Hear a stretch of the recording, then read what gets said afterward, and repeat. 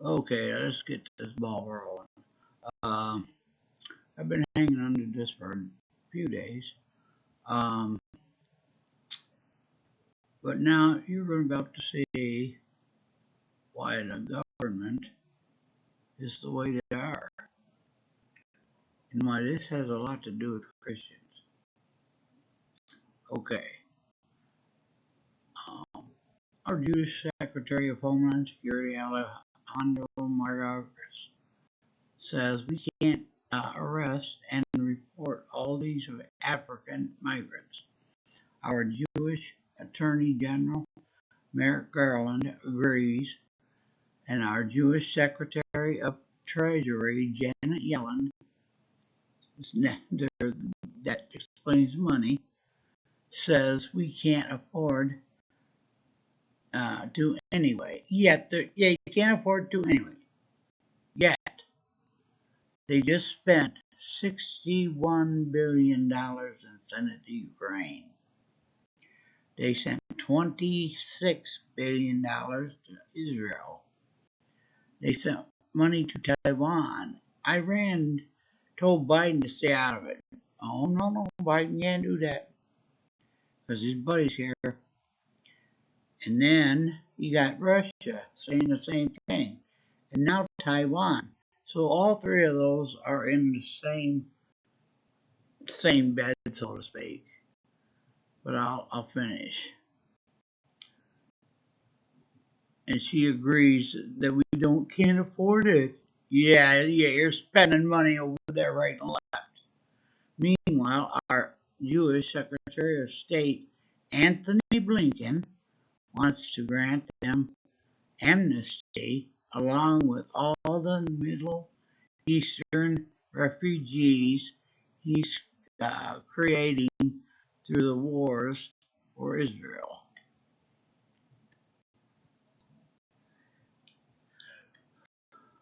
Okay, I can't remember what this one's about. Okay, let's see.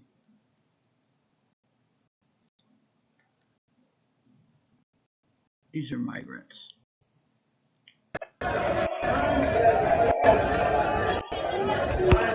These are Palestinian and Jewish. What's going on here? In New York. What is really going on here? No, that's migrants right there. What's going on here? What are you guys doing? What are you guys doing over here? Why are you guys in line here? Free handout. What the fuck is going on? Excuse the French.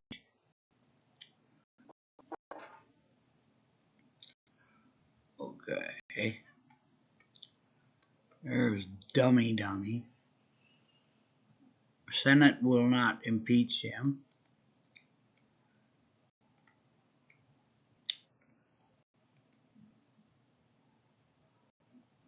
Okay,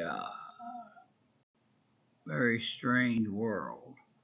Okay, this is Anthony Blinken, a stepson of Samuel Kazar, father of Robert Maxwell, lawyer and confidant of Ghislaine Maxwell, accomplice of Jeffrey Epstein.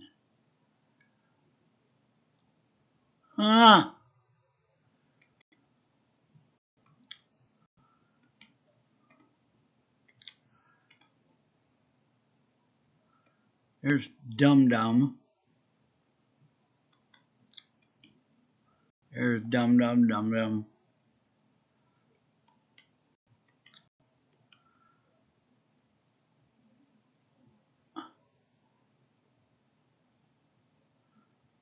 Now we got Indians, and they're not Indians from this country, of course. They have to be on reservations. That's the rule. Oh my Lord, what a day.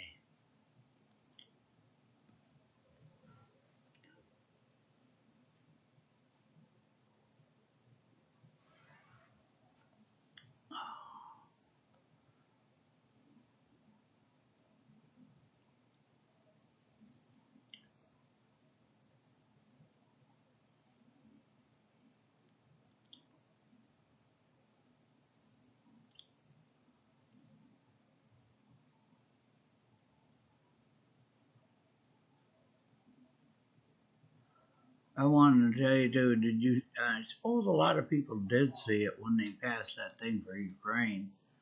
In Congress, all the Dems had Ukrainian flags with.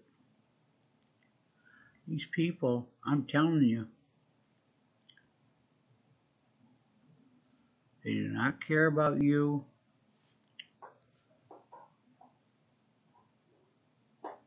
You're just another brick in the wall.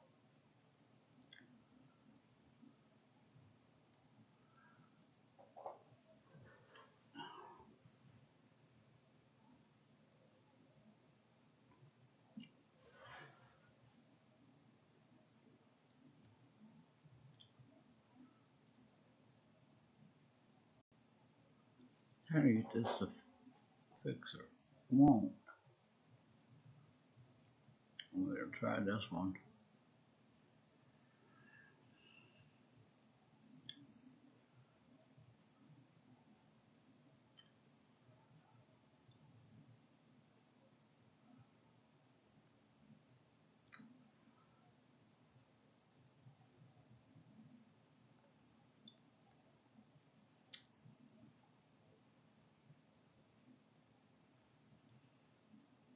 Decide to act up. You know, that's how that usually works.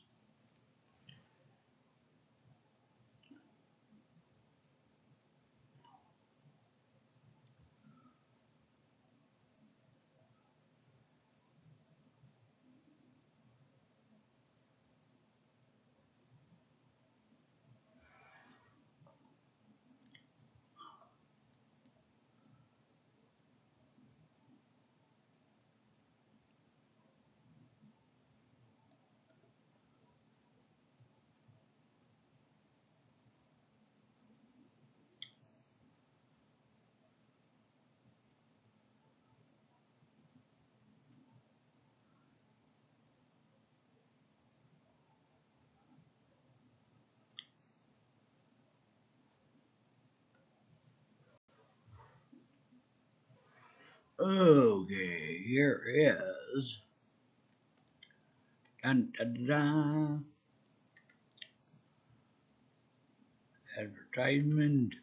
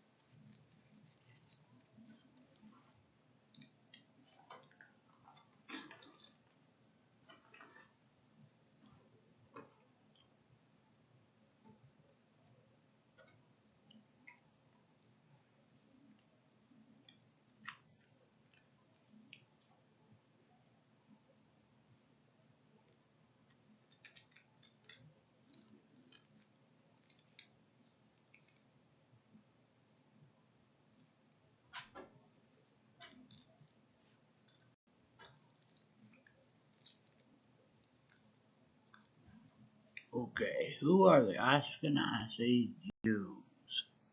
Jewish ethnic identity most readily recognized by North Americans, the culture of matzah balls, black-hatted Hasidim, and Yiddish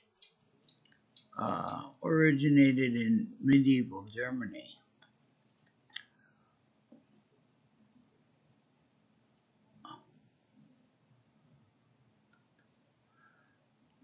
Ashkenazi Jews are the Jewish ethnic identity most readily recognized by North Americans. The culture of matzah balls, black-hatted Hasidim, and Yiddish. This ethnicity originated in medieval Germany, although strictly speaking, Ashkenazism refers to Jews of Germany. The term has come to refer more broadly to Jews from Central and Eastern Europe. Jews first reached the interior of Europe by following trade routes along waterways during the 8th and 9th centuries. Eventually, the vast majority of Ashkenazi Jews relocated into the Polish Commonwealth, today's Poland, Lithuania, Latvia, Ukraine, and Belarus. Their princes welcomed their skilled and educated workforce. The small, pre-existent Polish Jewish communities'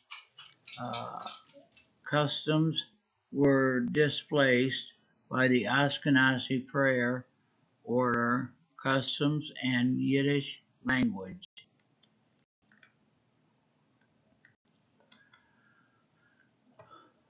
Jewish life and learning thrived in northwestern Europe.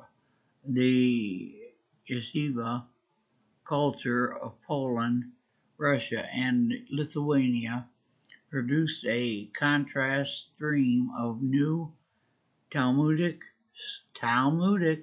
scholarship. In 18th century Germany, the Haskalah movement advocated for modernization, introducing the modern denomination and institutions of secular Jewish culture. Although the first American Jews were Sephardic, today Ashkenazism are the most popular ethnic group in North America. The modern religious denominations developed Ashkenazic countries, and therefore most North American synagogues use the Ashkenazic liturgy. Okay, that one done.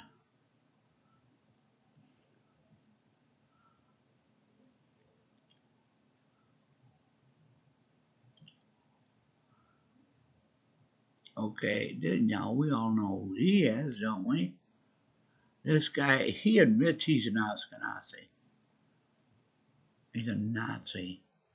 Congressman Dan Goldman is an attorney who, before running for office, served as lead counsel in the first impeachment of former President Donald Trump, and as an assistant United States attorney in the Southern District of New York.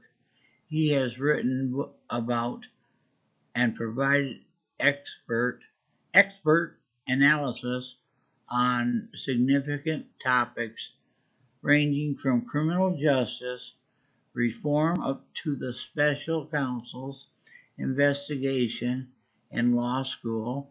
Goldman contributed to Michelle Alexander's seminal book, The New Jim Crow, which addressed the inequalities in our criminal justice system.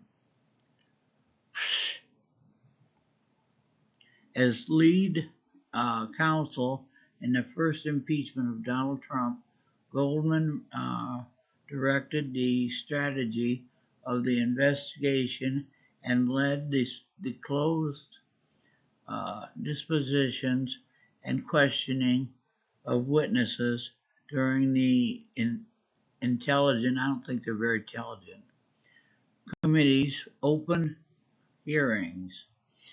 He oversaw the drafting and publications of the Select Committee's 300-page report on the investigation, the Trump-Ukraine impeachment inquiry.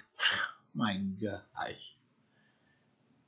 Report, which exhaustively detailed Trump's efforts to extort Ukraine for the personal benefit. Now, who in the heck do we know that they're trying to get rid of because of that person? Isn't he the leader of the free world? Huh? He ain't a leader, but he's a ding dong. Let's see. Goldman also presented the report in testimony before the House Judiciary Committee. Finally, he served as lead counsel for the House impeachment managers during the Senate trial of Donald Trump.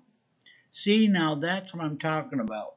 When Trump was in there, it was Democrats that ran both House and Senate. During the 10th year venue as an assistant United States attorney in the Southern District of New York, Goldman focused on organized crime and white-collar prosecutions. He's a white-collar, representing the United States in all phases of the federal criminal process, from investigations through appeal. Goldman conducted and supervised hundreds of the investigations involving racketeering, murder, money laundering, guns, trafficking, firearms. Ain't that the same as guns? Firearms, narcotics, extortion, and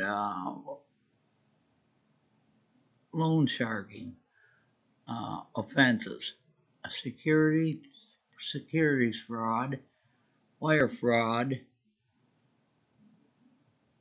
mail fraud, healthcare fraud, fraud. Who's a fraud? And other white-collar crimes. Now, isn't he white-collar? White-collar? From white-collar are people who sit behind desks. From 2012 to 2014, Goldman was deputy chief of the Organized Crime Unit. From 2014 to 2017, he served as senior trial counsel in the Securities and Commodities Fraud Task Force, during which time he processed and convicted Bill Waters, a well-known sports gambler, for insider trading. Goldman was also provided expert legal analysis on network and cable televisions. Yeah, I bet you did. And was a fellow at the Brennan Center for Justice in 2019. Goldman has worked extensively with organizations dedicated to increasing opportunity and bolstering democracy, including LIFT communities, the American the American Constitution Society. How come you break it every day and time turn around? The Center for the Advancement of Public Integrity at Columbia Law School, Stanford Law School, and the Jackson Institute for Global Affairs at Yale University, among others. Goldman currently resides in Lower Manhattan with his wife, Karina, and their 5 children, and attend school in Manhattan and Brooklyn. Portions of the 10th District. He is graduate of Yale College, BA 1998, and Stanford Law School, JD with distinction in 2005. He clerked for the Honorable Charles R. Breyer in Northern District of California and Robert D. Stack in the Court of Appeals for the Second Circuit Court. Circuit clerk. Yeah, okay. See? Now we're getting somewhere. Okay, we'll show you what these Hasidic Jews look like. Ashkennazi Jews. These ones right here. I don't know why they wear their hair with its little curls coming down. These people are the ones you will see when I show you these Jewish people.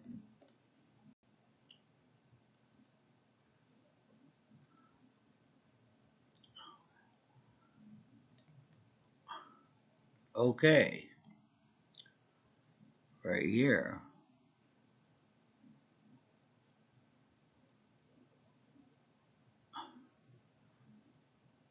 See right there, there's Bush, Trump,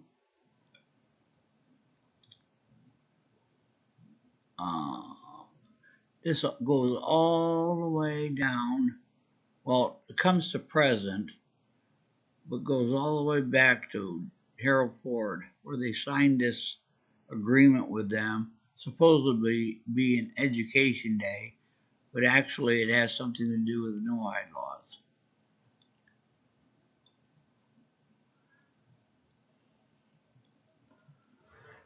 Okay, right there, see? Right here.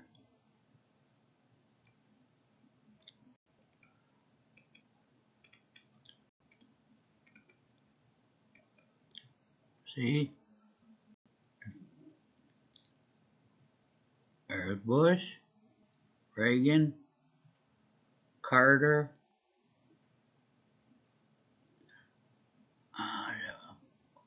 Trump, Obama,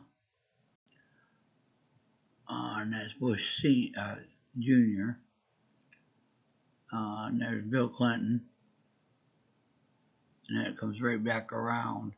But remember when the guy that goes down in his basement every time there's a problem, when he got elected, you've seen Bill Clinton, Obama, and the young Bush was in the middle, and they were all together like happy-go-lucky partners. Yeah. Now I don't mind some of the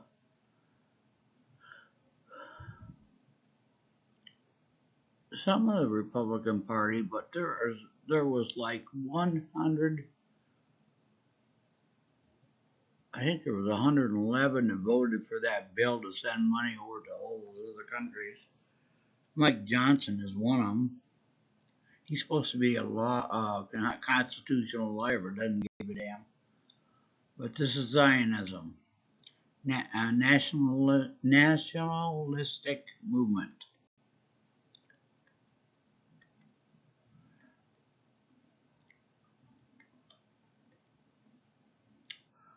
Zionism, Jewish nationalist movement that has had as its goal the creation and support of a Jewish national state in Palestine, the ancient homeland of the Jews, um, Hebrew, Eretz, Israel, the land of Israel. Though Zionism originated in Eastern and Central Europe in the latter part of the 19th century, it is in many ways a continuation of the ancient attachment of the Jews and the Jewish religion to the historical region of Palestine, where one of the hills of ancient Jerusalem was called Zion. A brief treatment of Zionism follows for fuller treatments in the 16th and 17th century. A number of messiahs came forward trying to persuade Jews to return to Palestine. The Haskalah, Jewish Enlightenment movement of the late 18th century, however, urged Jews to assimilate into Western secular culture.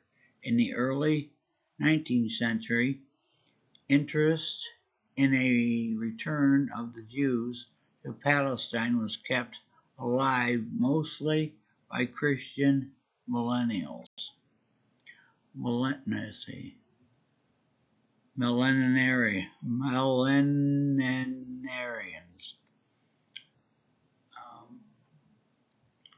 Where did I read that?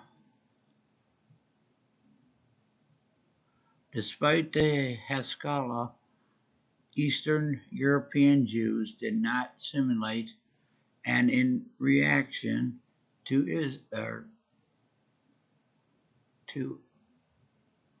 Tsarist programs, formed the Havai Zion, Lovers of Zion, to promote the settlement of the Jewish farmers and artisans in Palestine. A political turn was given to Zionism by Theodor Herzl, an Australian journalist who regarded assimilation as most desirable, but in view of anti-Semitism, impossible to realize. Thus, he argued if Jews were forced by external pressure to form a nation, they could lead a normal existence only through concentration one territory. In 1897, Herzl convened the first Zionist Congress at Basel, Switzerland, which drew up the Basel program of the movement, stating that Zionism strives to create for the Jewish people a home in Palestine secured by public law. The center of the movement was established in Vienna, where Herzl published the official weekly Die Welt, the World. Zionist congresses met yearly until 1901 and then every 2 years when the Ottoman government refused Herzl's request for Palestinian autonomy. He found support in Great Britain. In 1903, the British government offered 6,000 square miles, 15,500 square kilometers, of uninhabited Uganda for settlement, but the Zionists held out for Palestine. At the death of Herzl in 1904, the leadership moved from Vienna to Cologne, and then to Berlin prior to World War I. Zionism represented only a minority of the Jews, mostly from Russia, but led by Austrians and Germans. It developed propaganda through orators and pamphlets, created its own newspaper, and gave an impetus to what was called a Jewish Renaissance in letters and arts. The development of the modern Hebrew language largely took place during that period.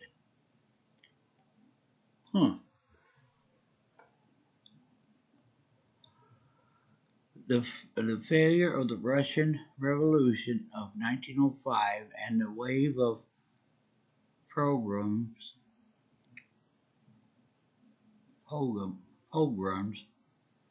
and repression that followed caused growing numbers of Russian Jewish youth to immigrate to Palestine as pioneer settlers. By 1914, there were about 90,000 Jews in Palestine.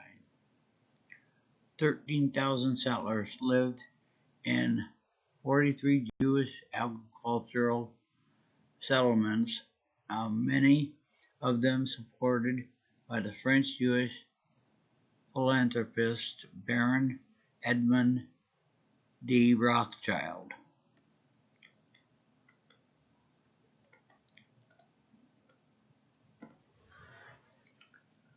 Upon the outbreak of the World War I, political Zionism reasserted itself, and its leadership passed to Russian Jews living in England.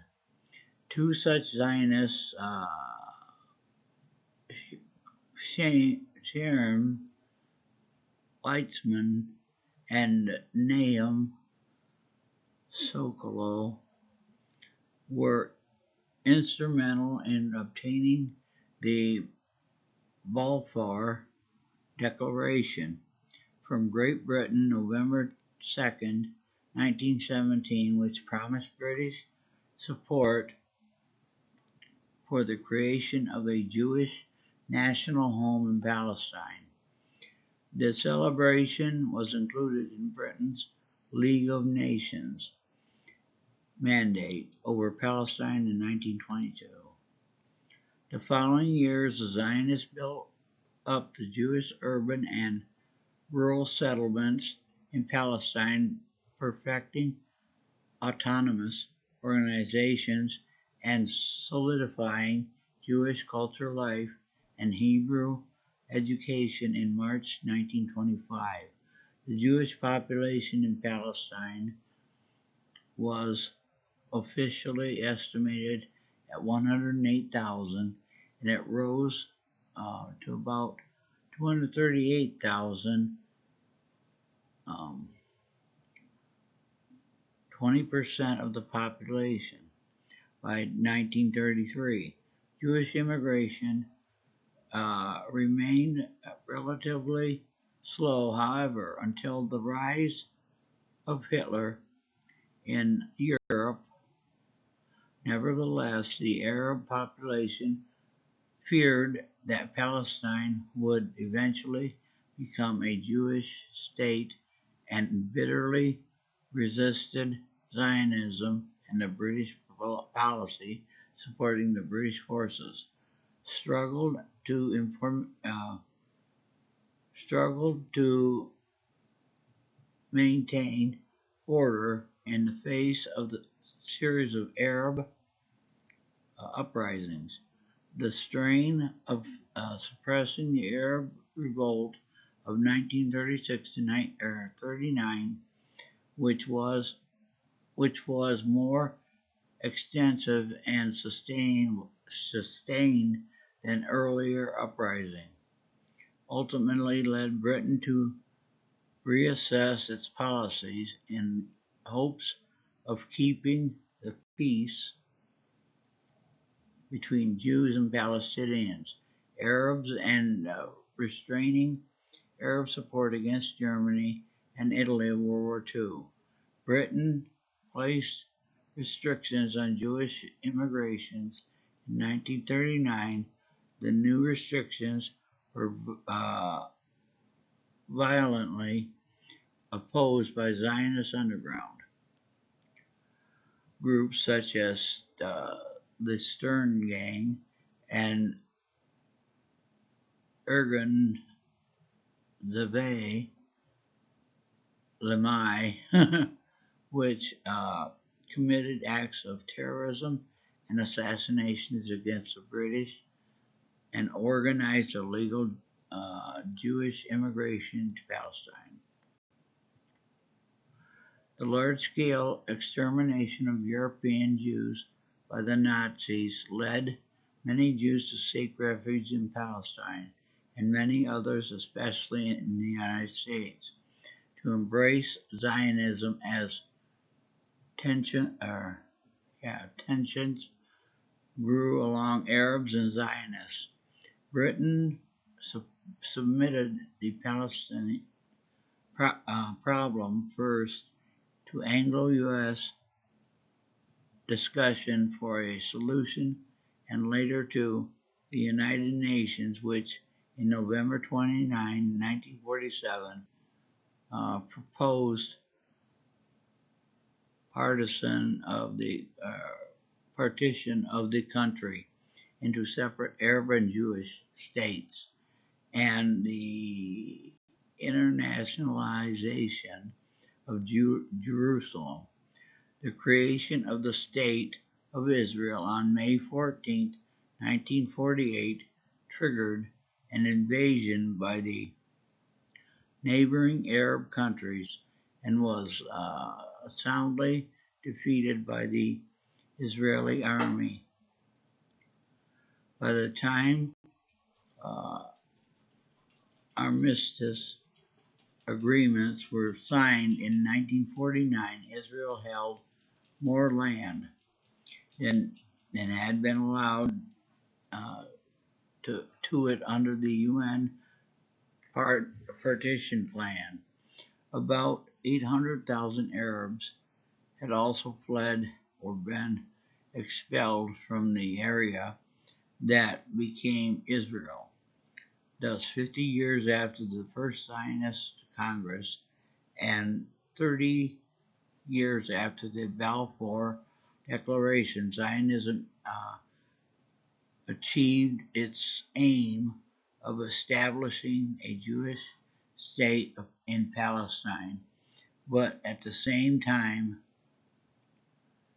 it became an armed camp surrounded by hostile Arab nations and Palestinian organizations engaged in terrorism and outside Israel. During the next 2 decades, Zionist organizations in many countries continued to raise financial support for Israel and to encourage Jews to immigrate there. Most Jews, however, reject the view propagated by some very Orthodox Jews in Israel that the Jews outside Israel were living in exile and could live in a full life only in Israel.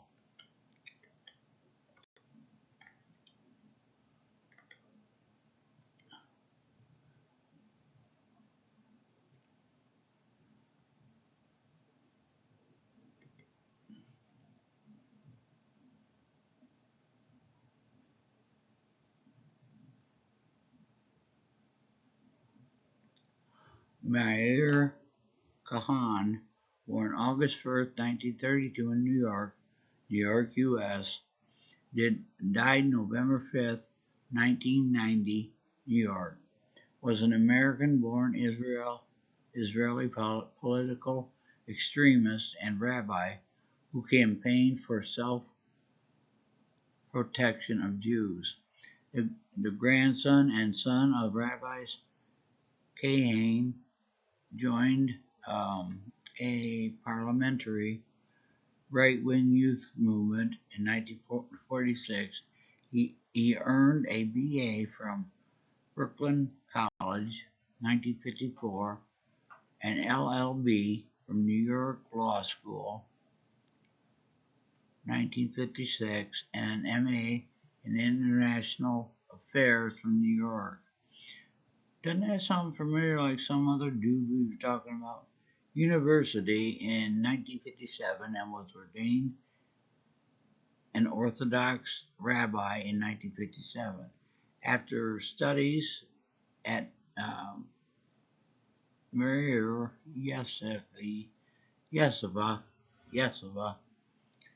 in New York in the mid 1960s, he wrote books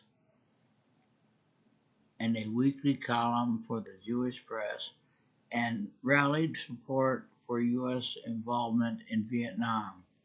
In 1968, he formed the Militant Jewish Defense League, attracted followers with the post-Holocaust slogan, "Never Again," and sent armed patrols of young Jews into black neighborhoods. After being imprisoned for conspiring to make bombs, Kahan moved to Israel in 1971. There, Kahan formed the Koch Party and stirred nationalist fervor against Arabs, whom he campaigned to remove violently, if necessary, from Israel and all Israeli occupied areas. He won a seat in the Israeli Knesset parliament in 1984, but his term ended when Israel banned the Koch Party for its anti-democratic and racist beliefs. Back in New York, Kahan was shot to death by a naturalized American of Egyptian descent. His burial in Jerusalem was accompanied by mob violence and cries of death to the Arabs. Pete, what the nut jobs? Well, I guess that's it for today. Let's see if this one came on. I guess not. But there you have it. Now,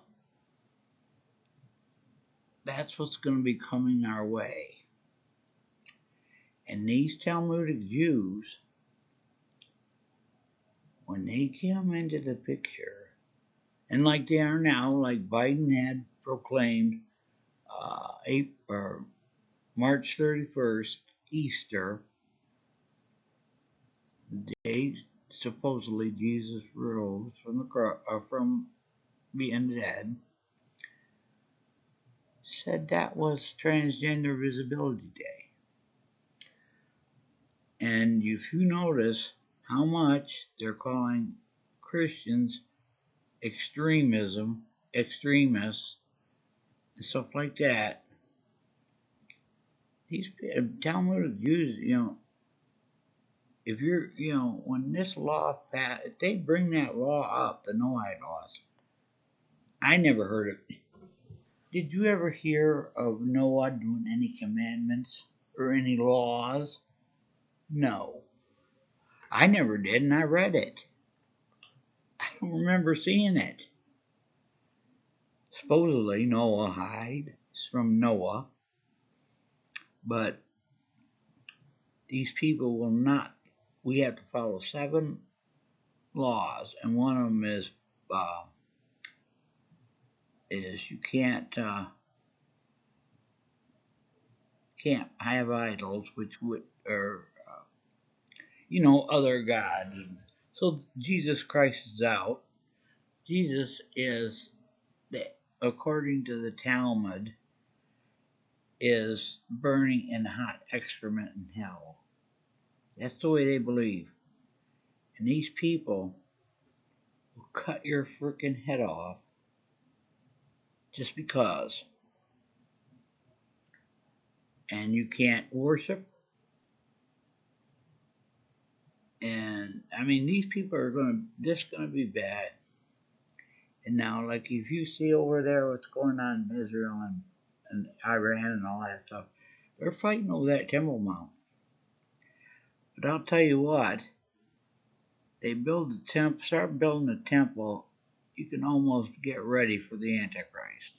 It will not be Jesus Christ, it'll be the Antichrist, because they don't believe that Jesus was the Messiah. So, that's why they still sacrifice. They're going to sacrifice some red cows and do the thing on that dome and start building their temple and all this stuff. But Jesus is the temple. When he said he could build it in 3 days, they didn't believe him. He died and rose in 3 days. He is the temple. And he said that he would destroy that temple. So, even my oldest daughter is getting into this stuff. It's amazing, too. She believes me. But there's some stuff she believes that I like, the rapture and stuff, which I don't believe in because you have to die before I mean, what makes you better than Christ? But yeah, it could get really bad, and we got all those illegals in this country. We don't know where they are at. We don't know who they are. And they're in there, and you keep on coming. It's never-ending cycle, and nobody's doing anything to stop it.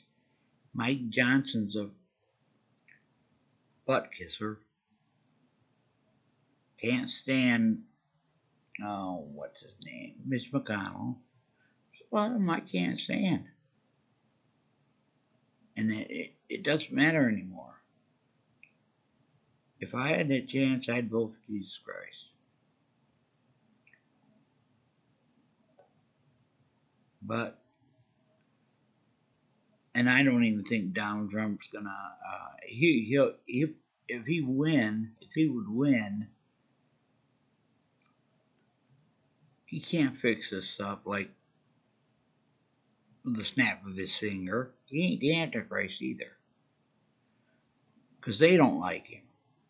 So, with that said, I hope you enjoyed this and got something out of it. But I've been sitting on it, and I gotta get things done and things like that. But uh, with that said, you be safe out there.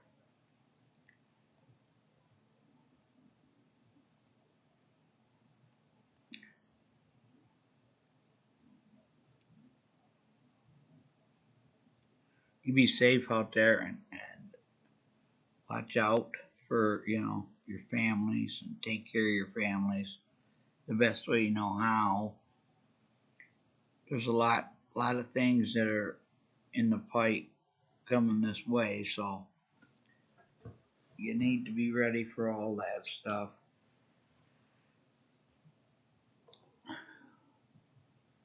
So I say God bless everyone. Peace and love. Have a good night, morning, whatever. Thanks for watching.